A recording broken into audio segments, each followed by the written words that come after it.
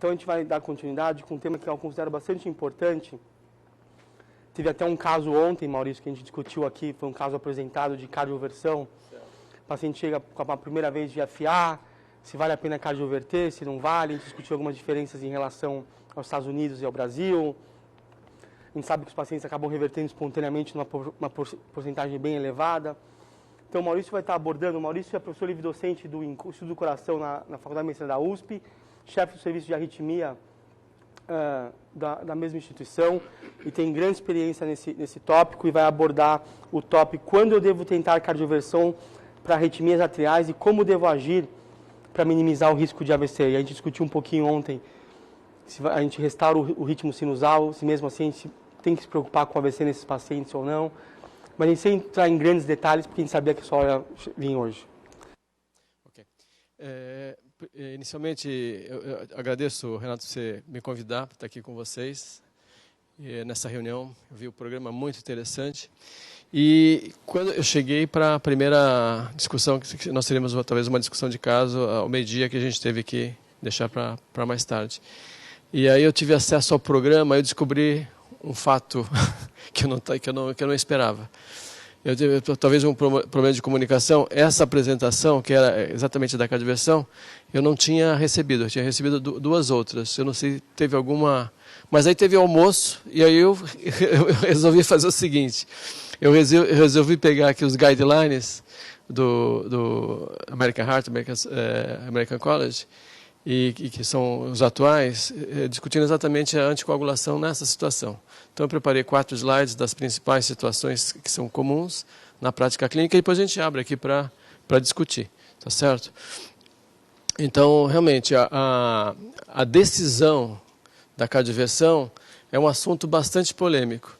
Eu participei de um registro mundial que foi feito há uns 2 anos atrás, o RITM-AF, que foi organizado na Europa, principalmente, o Brasil entrou nesse registro.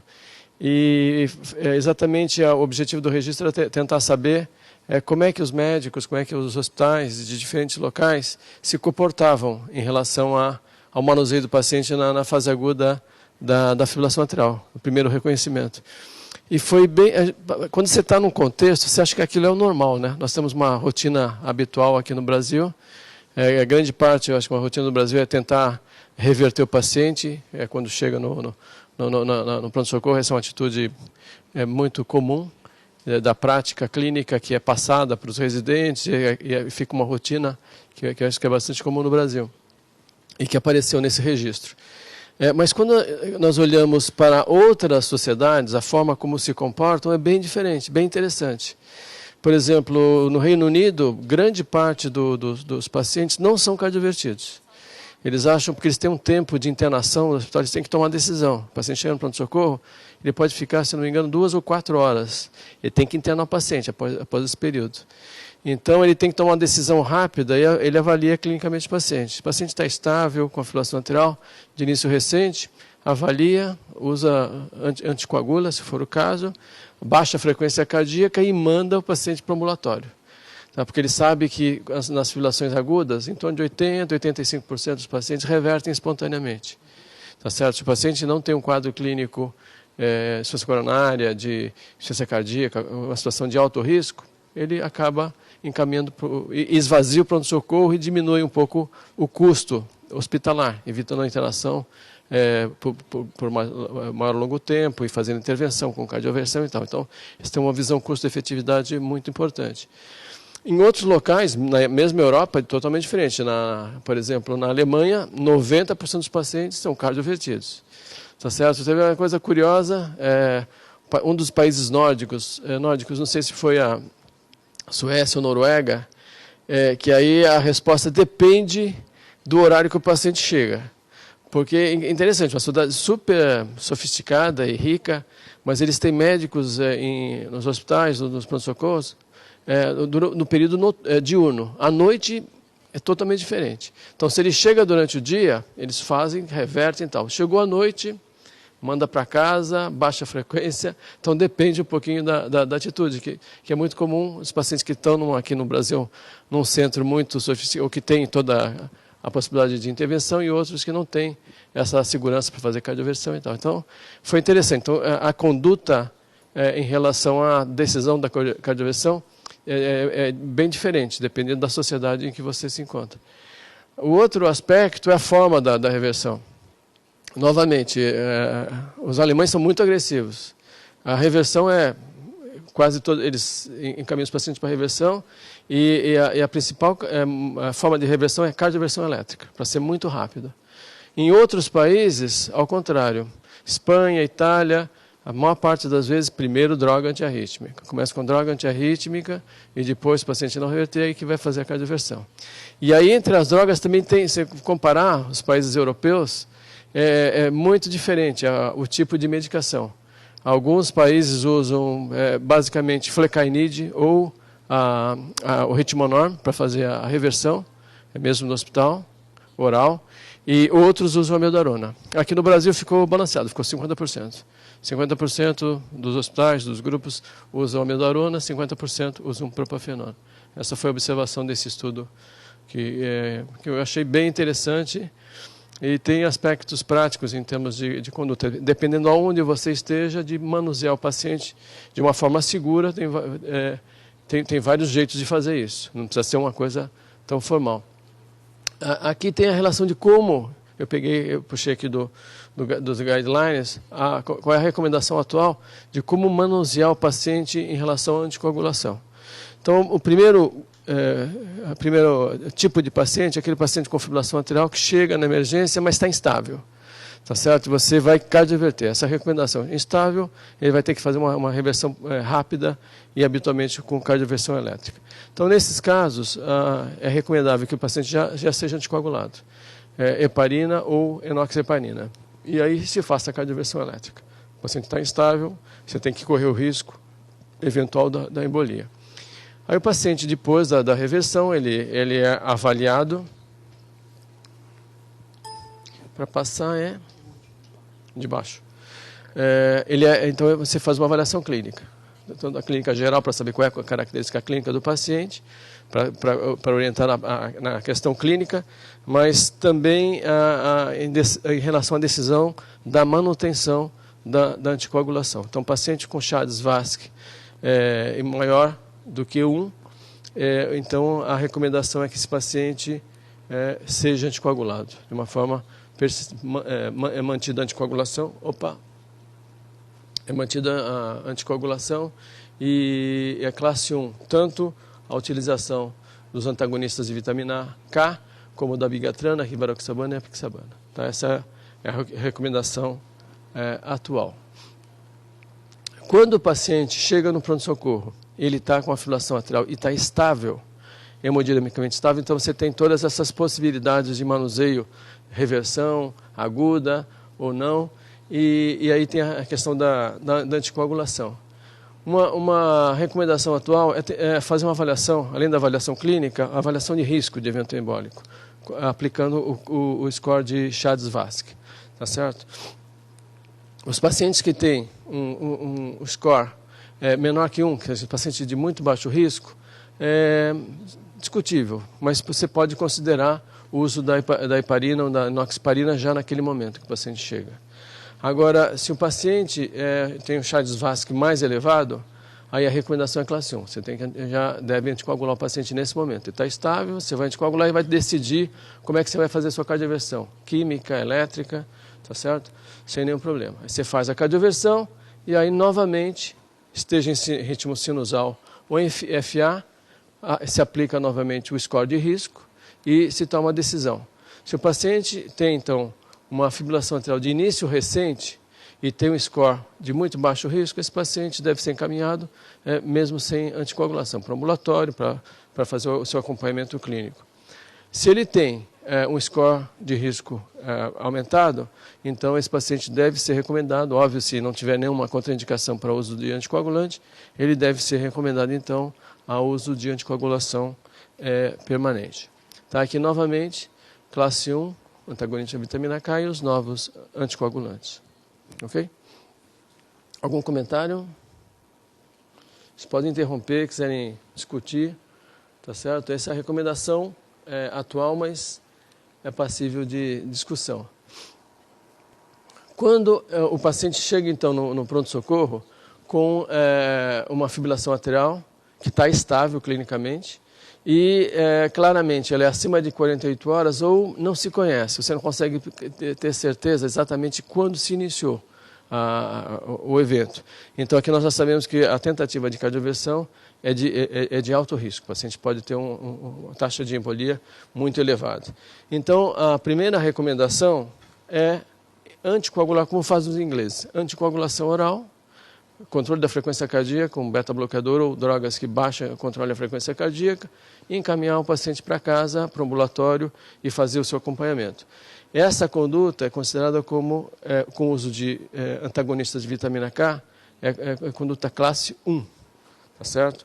Mas, eventualmente, você pode usar os novos anticoagulantes, mas ainda nessa recomendação da diretriz não tem tanta segurança, não tem tanta informação dada para essa conduta, então ela é considerada como classe 2A, certo? O paciente, então, depois de 3 semanas, cardioverteu, está em sinusal, ele é independente, depois da cardioversão, você fez a anticoagulação, independentemente do score de risco, esse paciente deve ser mantido por mais 4 semanas anticoagulados. Essa é a recomendação que é antiga e se mantém atualmente. E depois de 4 semanas, novamente você avalia o seu paciente e se ele é um paciente de risco, ele deve ser mantido anticoagulado. Se ele é um paciente de muito baixo risco, ele pode ser acompanhado, então, sem anticoagulante. Concorda, Renato? Algum comentário? Vocês estão de acordo? Como? Ok, nós vamos passar na próxima, vou colocar o eco. Isso aqui seria a conduta tardia, de você não fazer uma cardioversão precoce, você tomar a atitude de fazer uma cardioversão a posteriori, depois que você anticoagular o paciente e faz a reversão.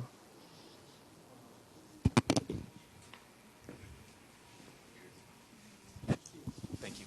My question is, if you're going to put the patient on vitamin K antagonist, dar antagonistas de vitamina K, are there patients in whom you should existem give alguns bridging pacientes para quem você deve usar initial therapy bridging with a ou parenteral terapia drug like inicial low molecular weight com droga parenteral, como heparina de baixo peso? Sim. Quando se toma a decisão, então, de usar o antagonista de vitamina K, nós fazemos a ponte. O paciente tem que receber a enoxaparina, tá certo? E até que ele atinja o INR entre 2 e 3, para você aí começar a contar as 3 semanas. Essa é uma dificuldade que nós temos com os antagonistas de vitamina K. A gente aqui conta 3 semanas sob anticoagulação oral. Isso, às vezes, demora 6 semanas. Se você for esperar até acertar, o paciente demora, isso pode se prolongar. A grande vantagem dos novos anticoagulantes, esse foi um achado que eu acho que talvez seja o mais importante desse estudo ex-vert, com a rivaroxabana para cardioversão, foi exatamente que mostrou isso. Os resultados foram bastante semelhantes, mas a diferença do uso da...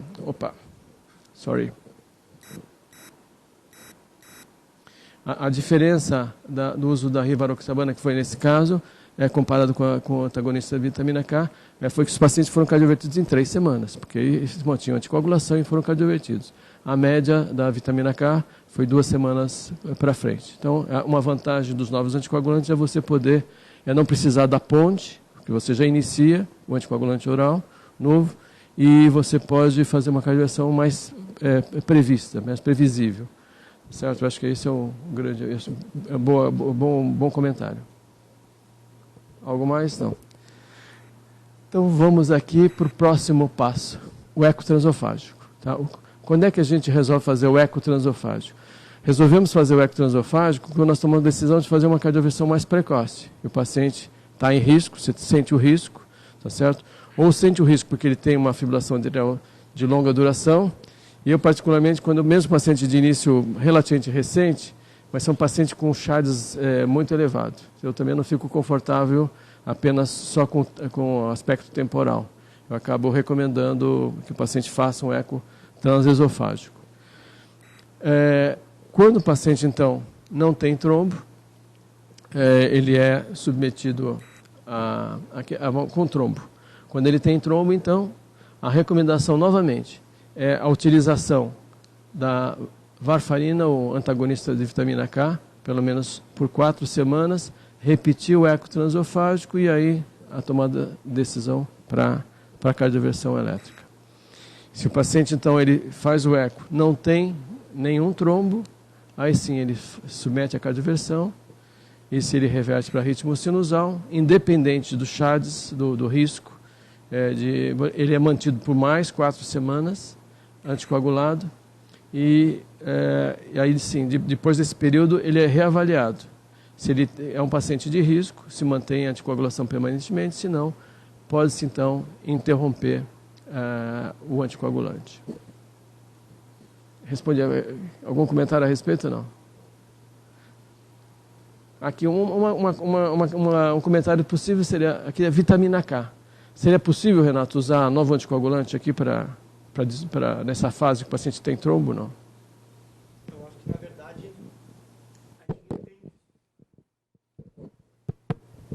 os dados que a gente tem com os novos anticoagulantes e cardioversão são basicamente os dados dos pacientes que sofreram cardioversão nos grandes estudos. E tiveram uma porcentagem razoável. O estudo RELY foi o que mais teve, o estudo da dabigatran foi o que mais teve número de cardioversões. No estudo Aristóteles, no estudo Rocket, foram menores as quantidades de cardioversões que aconteceram. E, basicamente, um ponto importante que eu acho, Maurício, é que nesses estudos os pacientes já estavam em uso do novo anticoagulante por, em média, 1 ano, quando a cardioversão foi necessária ou foi realizada. A pergunta que a gente quer saber é se vale a pena começar o novo anticoagulante neste momento. Esse dado a gente não tem, Maurício. Eu acho que tem, na verdade, um primeiro estudo agora com a rivaroxabana, que foi um estudo pequeno, deu algumas respostas, mas... Correto. Já estavam tomando. E foi um estudo pequeno e tem um estudo em andamento com a apixabana, importante, liderado pelo Mike Zikovic, que é o líder desse estudo, que eu acho que vai poder nos dar algumas informações adicionais. As diretrizes brasileiras, inclusive, colocam que você até pode iniciar um novo anticoagulante nos casos de cardioversão aguda. Eles extrapolaram, na verdade, as análises de subgrupos dos estudos grandes, mas eu acho uma diferença importante o fato dos pacientes já chegarem tomando anticoagulante por 1 ano versus começando um novo anticoagulante. Na verdade, não tem por que não achar que não funcionaria nessa situação de começar logo depois da cardioversão. Mas, em termos de medicina baseada em evidência, a gente não tem exatamente esse estudo nesse tipo de situação. De novo, eu acho que as pessoas estão fazendo, está incorporado pelas diretrizes não só brasileiras, como outras internacionais, e não tem por que achar que não funcionaria. A questão assim, que eu acho um pouquinho diferente do que você comentou, é quando o paciente tem um trombo. Você faz o eco transesofágico, se detecta o trombo. Tá certo? Aí você vai tomar a decisão do anticoagulante. A recomendação do guideline formal é varfarina. Não existe recomendação para o uso do novo anticoagulante. A questão provavelmente, eu creio que existe pelo menos da rivaroxabana tem um estudo em andamento, não sei se das outras drogas existe também. Desculpa, eu não te entendi que a pergunta era do trombo especial. Do trombo especial, eu acho que a recomendação é correta. A gente tem que realmente ir com os inibidores de vitamina K. Eu acho que a gente não tem recomendação ainda de ir com os novos anticoagulantes. E existem, sim, estudos em andamento, pelo menos com a apixabana e a rivaroxabana, para se testar nessa população de pacientes em solução do trombo. Mas hoje a gente não tem a recomendação ainda, do mesmo jeito que a gente não tem a recomendação daqueles pacientes com trombo no ventrículo esquerdo, que a gente acaba usando varfarina no infarto extenso, etc., para usar os novos anticoagulantes. A gente não tem esses dados ainda, a gente não tem nem esses estudos ainda em andamento. Então, nesse caso, eu acho que a gente tem que ir com o que a diretriz recomenda e com o que a literatura recomenda e não aplicar os novos anticoagulantes nessa situação.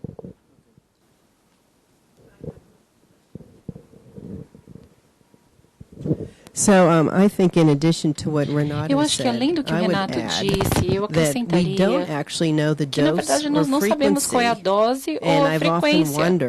E eu sempre me pergunto, com o rivaroxabana, por exemplo, nós usamos 15, 2 vezes por dia nos primeiros 21 dias para TVP, porque é um coágulo. E o apixabana, eu acho que era 10, 2 vezes por dia nos primeiros 7 dias e depois trocava para 5, certo? 2 vezes por dia. E como que a gente pode ter certeza? Esse coágulo está bem perto do cérebro. E eu acho que esse é o motivo pelo qual a gente fica mais desconfiado de simplesmente dar uma dose de fibrilação atrial quando a gente vê o trombo. Mas é um ponto muito importante.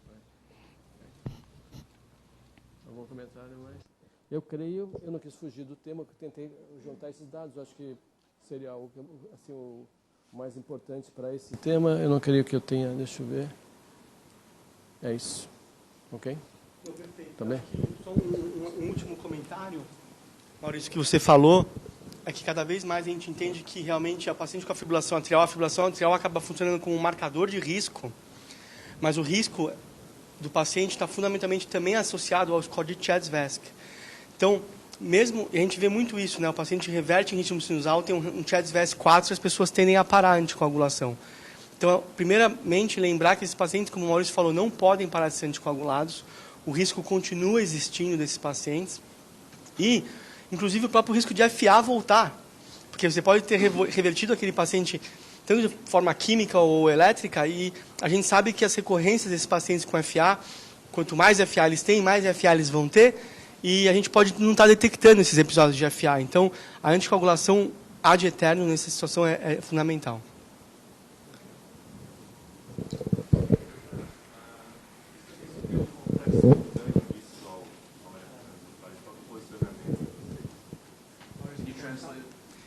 He wants to know about the spontaneous contracts. Ele quer saber sobre contrações espontâneas no eco. Bom, eu vou dar minha opinião. O contraste espontâneo tem vários estudos mostrando uma correlação importante com a incidência de AVC. Ele não entra em nenhum score clássico que a gente tem. Numa aula que eu dou de score, eu advoco que o score, para ser perfeito, ele tem que incluir mais do que só fatores clínicos. Eles têm que incluir fatores clínicos, fatores de biomarcadores, e quando eu falo biomarcadores, eu falo biomarcador sanguíneo e biomarcador de imagem. Então, eu acho que um score deveria, sim, incluir, e é muito difícil fazer isso do ponto de vista estatístico, por isso que eles não existem, mas eu acho que o score perfeito deveria incluir biomarcadores sanguíneos, com marcadores clássicos e não clássicos, perfil genético, de proteoma, metaboloma, lipidoma, etc. Os fatores clássicos, tradicionais, hipertensão, diabetes, o Chebyshev, e fatores de imagem. A gente tem hoje alguns estudos mostrando que a forma do apêndice atrial esquerdo, em asa de galinha, em biruta, ou seja, na tomografia e na ressonância, se associa com maior risco de AVC, dependendo da forma do apêndice atrial esquerdo. Em cactos, ou seja, é algo de imagem que se associa com o risco de AVC, igual o contraste espontâneo. Então, eu acho que para a gente ter um score de risco hoje completo, ele teria que englobar todos esses elementos. Do ponto de vista de indicar a anticoagulação isoladamente, só baseado nisso, a gente, na verdade, é difícil. Então, eu acabo utilizando como algo que me põe um passo a mais para anticoagular, um passo a menos para anticoagular, mas indicar única e exclusivamente por conta disso é difícil. E se o paciente tiver, digamos, uma FA mais tranquila de embora,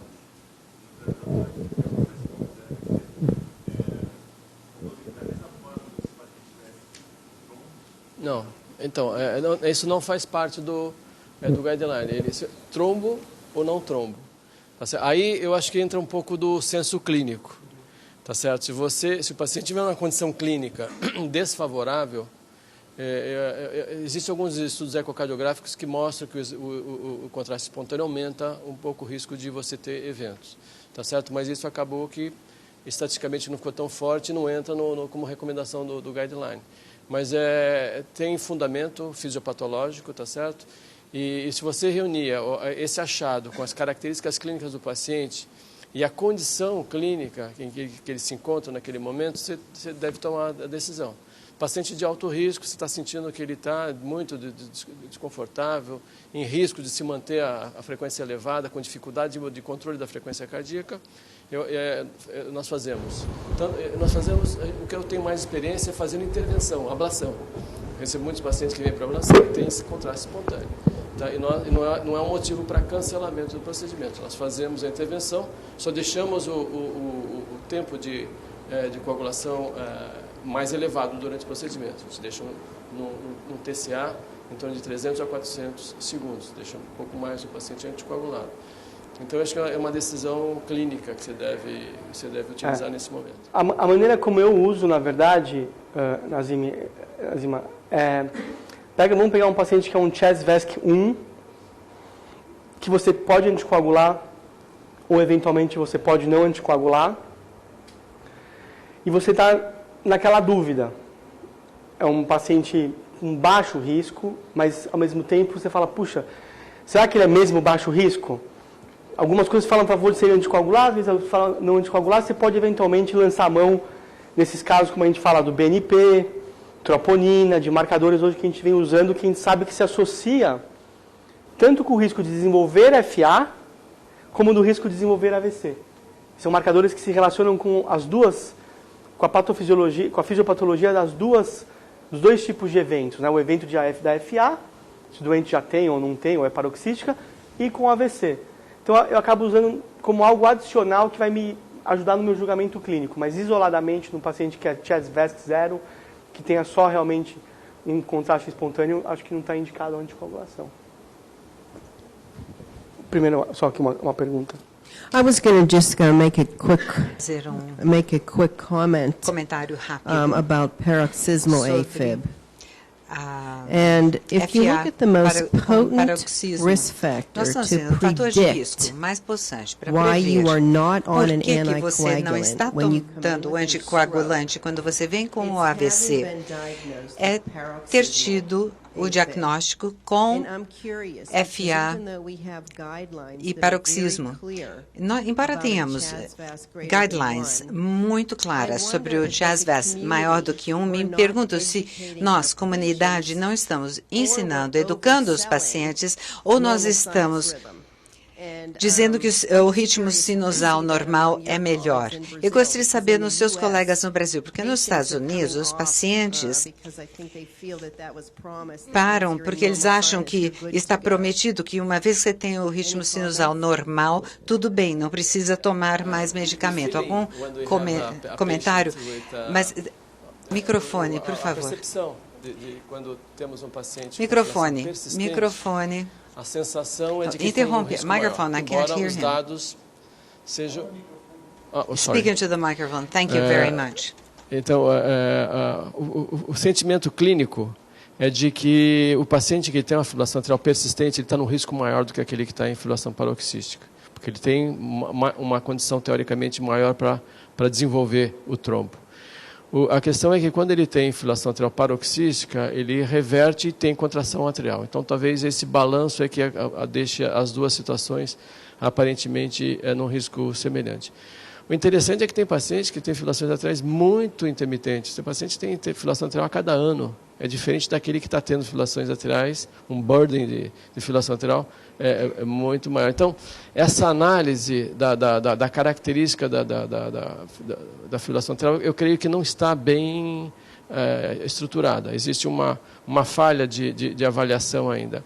Eu acho que, como proteção, se coloca toda a situação numa condição só melhor anticoagular, seja paroxístico persistente, paroxístico muito frequente, ou paroxístico muito tardio. Então, acaba entrando no mesmo julgamento.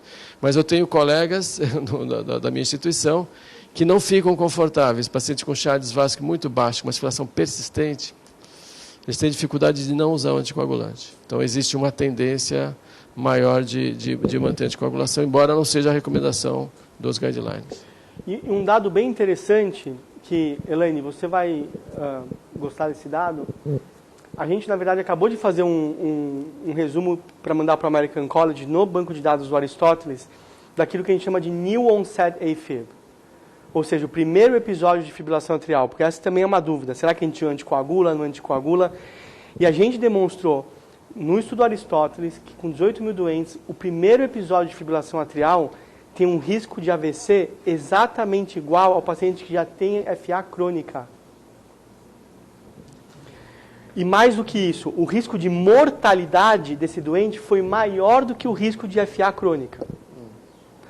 A gente não sabe se algum viés de referência, porque talvez esses doentes de início recente de fibrilação atrial talvez tenha vindo do hospital com um quadro mais grave, mas mesmo ajustando para tudo que a gente achou, o risco de morte do paciente com o primeiro episódio de FA foi maior do que o paciente com FA crônica. E o risco de AVC foi semelhante. Então a gente não consegue responder definitivamente se tem que anticoagular ou não, porque no Aristóteles a gente não tinha um braço sem anticoagulação. Todo mundo recebeu anticoagulação. Você tem o tempo de conhecer, que o paciente sabe... 30 dias. Porque, teoricamente, o paciente está em fibrilação persistente, ele foi já pré-selecionado, né, para chegar aqui. Aquele que está com fibrilação paroxística, provavelmente é de início mais recente. Então, ele está num risco ainda maior do que o... Mas olha que interessante, a gente olhou... Esse início recente a gente definiu como os últimos 30 dias, e a maior parte desses pacientes com início recente foram considerados permanentes pelo investigador, não paroxística.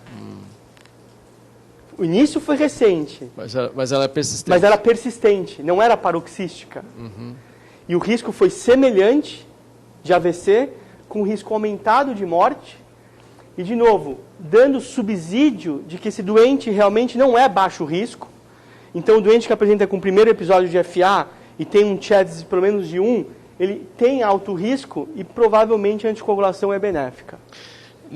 Nesse aspecto, eu gostaria de ouvir a opinião de vocês.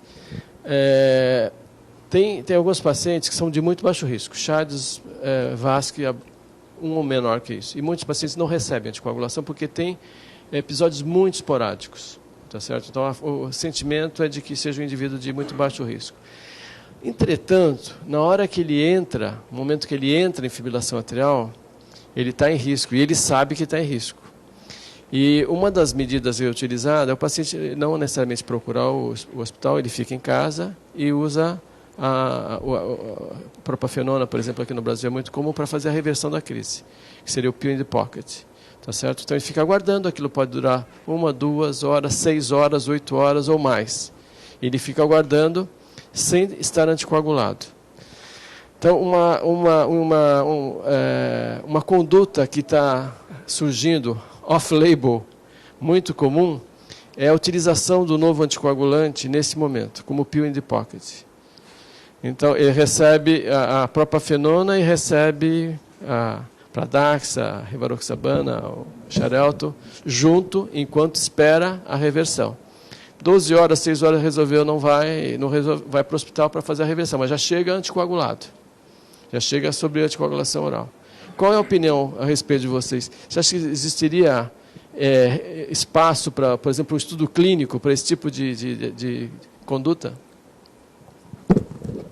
Elaine, you want to comment? Eu diria duas coisas. Eu pensava que isso seria uma maneira intrigante de abordar esses pacientes. Entretanto, um estudo recente, eu acho que foi ASSERT, eu não sei qual que é, que não mostrou um relacionamento convincente entre o paroxismo e o êmbolo real. Eu acho que isso é aquilo que me deixa nervosa com essa abordagem, pílula no bolso, pill in the pocket, porque nós não temos 100% certeza de qual é o relacionamento que faz sentido, bom senso, que você está entrando em fibrilação atrial, tem mais turbulência, seria bom que você deslocaria um trombo ou criaria um. Fico surpresa de ver que nesse estudo que não perceberam um relacionamento temporal.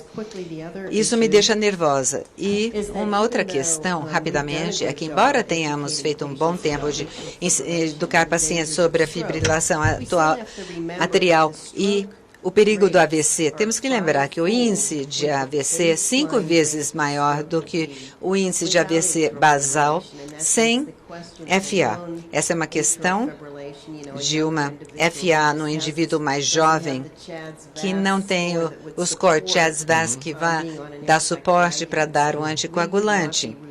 Nós, de rotina, nem vocês, nós não daríamos anticoagulação para alguém que é um CHA-2-VASc 0, até 1 nos Estados Unidos. É muito controvertido anticoagular.